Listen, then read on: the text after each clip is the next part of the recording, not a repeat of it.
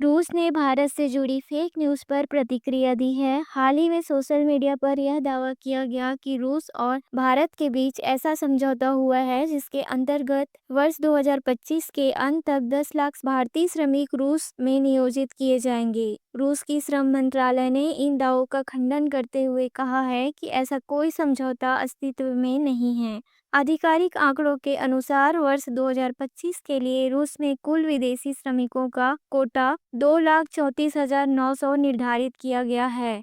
इसमें भारत से केवल 71,817 श्रमिकों को नियोजित किए जाने की अनुमति है। मंत्रालय ने स्पष्ट किया है कि श्रमिकों की नियुक्ति के लिए नियमानुसार गृह मंत्रालय से पूर्व अनुमति आवश्यक होती है। भारत और अमेरिका के बीच चल रहे व्यापार समझौते में कृषि और डेयरी क्षेत्र को लेकर मतभेद उत्पन्न हुए हैं। अमेरिका चाहता है कि भारत इन दोनों क्षेत्रों में अधिक बाजार पहुंच की अनुमति दे, जबकि भारत सरकार इन्हें संवेदनशील क्षेत्र मानते हुए सीमित और नियंत्रित पहुंच की नीति पर बल दे रही है। इन क्षेत्रों से भारत की ग्रामीण अर्थव्यवस्था और अधिकांश जनसंख्या प्रत्यक्ष रूप से जुड़ी हुई है। वर्तमान में दोनों देशों के व्यापार प्रतिनिधि वीडियो कॉन्फ्रेंस के माध्यम से वार्ता कर रहे हैं। तीसरी खबर है, कनाडा में खालिस्तानी तत्वों की बढ़ती सक्रियता। कनाडा में स्थित भारतीय कॉमेडियन कपिल शर्मा के रेस्टोरेंट पर हुए हमले की जिम्मेदारी खालिस्तानी आतंकवादी हरजीत सिंह लड्डी ने ली है। यह व्यक्ति भारत में कई आपराधिक मामलों में वांछित है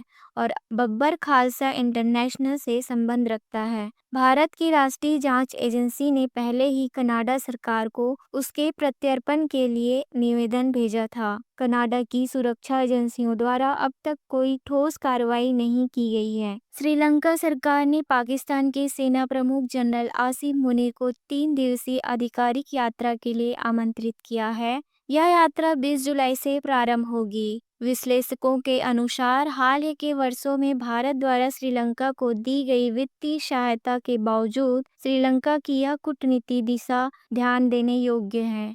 अगली खबर है, नोएडा के इंटरनेशनल एयरपोर्ट निर्माण में देरी, सरकार ने लगाया जुर्माना। नोएडा में निर्माणाधीन अंतर्राष्ट्रीय हवाई अड्डा, जो कि देश का सबसे बड़ा हवाई अड्डा बनने की दिशा में है, समय सीमा से पीछे चल रहा है। निर्माण कार्य के लिए जिम्मेदार company Yamuna international airport limited ने कई बार डेडलाइन को आगे बढ़ाया है। उत्तर प्रदेश सरकार ने अब कंपनी पर प्रतिदिन 10 लाख रुपए का जुर्माने लगाने का निर्णय लिया है, जो 1 जनवरी 2025 से प्रभावी होगा। वर्तमान लक्ष्य के अनुसार घरेलू उड़ानें सितंबर 2025 और अंतर्राष्ट्रीय उड़ानें नवंबर 2025 से प्रारंभ करने की योजना है। पंजाब के मुख्यमंत्री द्वारा प्रधानमंत्री की अफ्रीकी देशों की यात्रा पर की गई टिप्पणी पर भारत के विदेश मंत्रालय ने असंतोष व्यक्त किया है। मंत्रालय ने कहा है कि यह टिप्पणियां जिम्मेदारी से परे हैं और मित्र देशों के साथ भारत के संबंधों पर प्रतिकूल प्रभाव डाल सकती है। सरकार ने इस प्रकार के बयानों से स्वयं को अलग बताया है। टेस्ला के प्रमुख एलन मस्क ने अमेरिका में एक नई राजनीतिक पार्टी अमेरिकन पार्टी की घोषणा की है। इस दल के कोषाध्यक्ष के रूप में भारतीय मूल के वैभव तनेजा को नियुक्त किया गया है।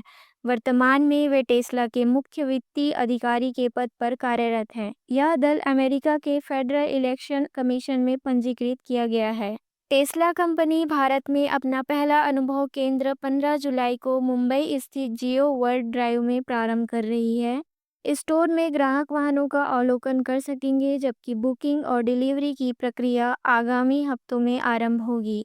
वर्तमान में टेस्ला पर भारत सरकार द्वारा 70% की सीमा शुल्क दर लागू है। आज के प्रमुख समाचार यहीं समाप्त होते हैं। हमारा उद्देश्य है अंतर्राष्ट्रीय घटनाओं, रक्षा, विदेश नीति, रणनीतिक मामलों से जुड़ी निष्पक्ष और प्रामाणिक जानकारी आप तक पहुंचाना। हमारे साथ जुड़े रहने के लिए धन्यवाद। नमस्कार, जय हिंद, वंदे मातरम।